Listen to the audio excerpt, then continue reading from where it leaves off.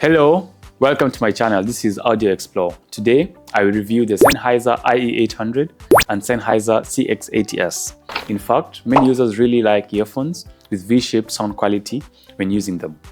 Coincidentally, the Sennheiser ie800 and Sennheiser x80s both perfectly fit the traditional definition of V-shaped sound quality. Before the video starts, I briefly discuss my definition of V-shaped. In simple terms, it describes a specific aspect of earphones on the frequency response curve. Specifically, earphones exhibit a more pronounced performance in the bass and treble parts or stand out in terms of perception. Personally, I don't agree that products with strong bass and treble necessarily have weaker mid-range. At most, one could say that the middle curve is relatively recessed, resulting in a slight attenuation compared to the bass and treble. Here, I have brought the frequency response curves of 4 products other than the Sennheiser ie800 and Sennheiser x80s, the original Nicehck NX8 and Kima2, by showing the frequency trends across different price ranges.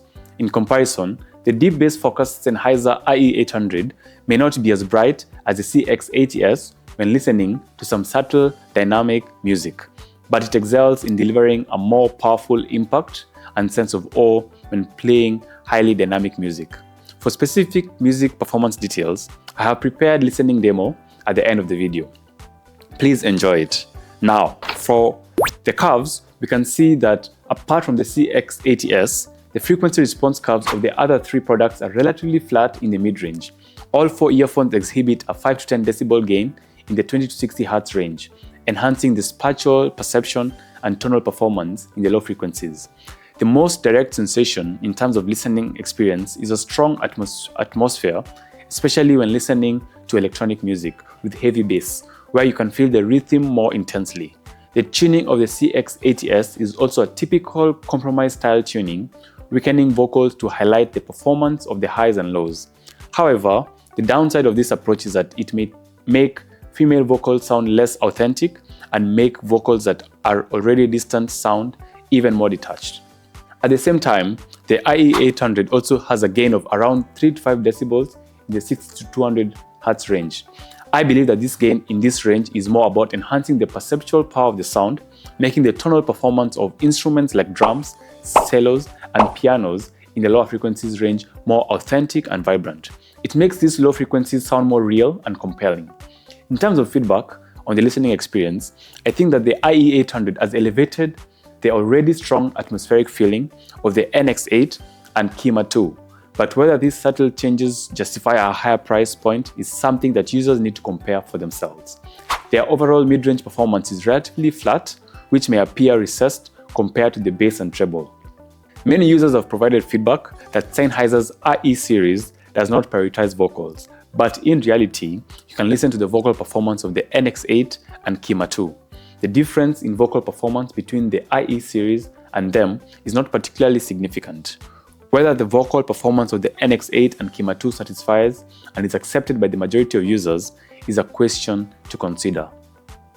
Of course, for those who prefer the V-shaped tuning style with strong atmospheric effects like the IE series, I would suggest not focusing too much on vocal performance.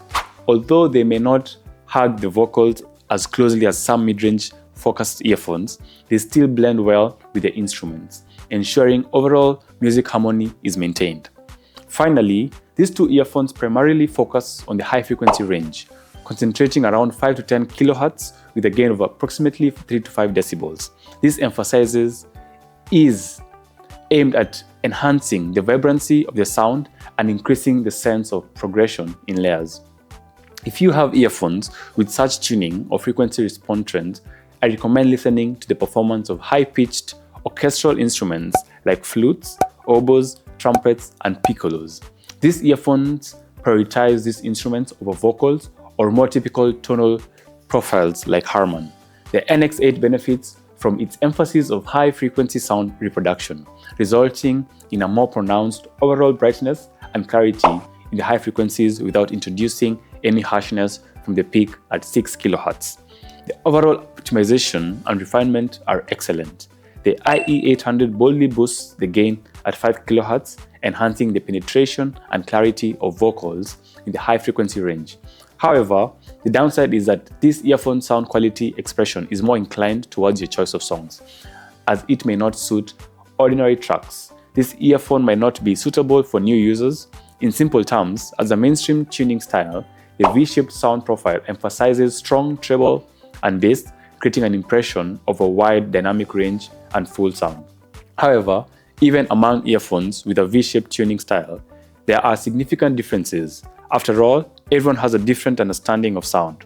For example, the x80s deliberately create a sense of atmosphere to provide a pleasing listening experience, but the sound may not be authentic, and the sound drivers may not be performing at their best. It excels more in the realm of enjoyment and might falter in front of larger musical spectacles.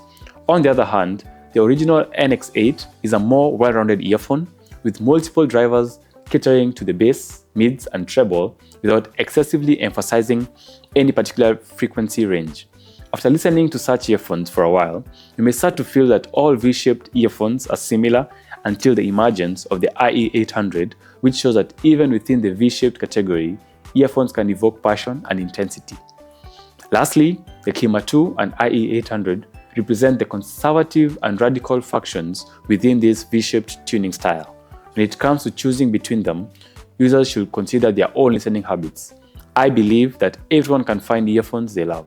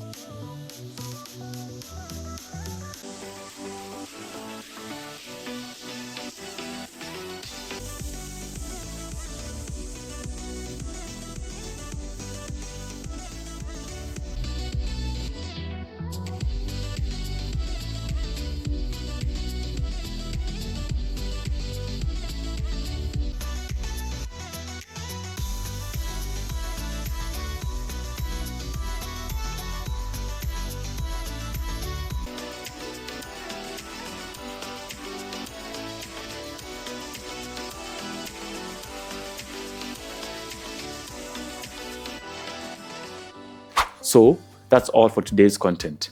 Thank you for watching. If you enjoyed my video, feel free to subscribe to my channel. Thank you for your support and see you next time.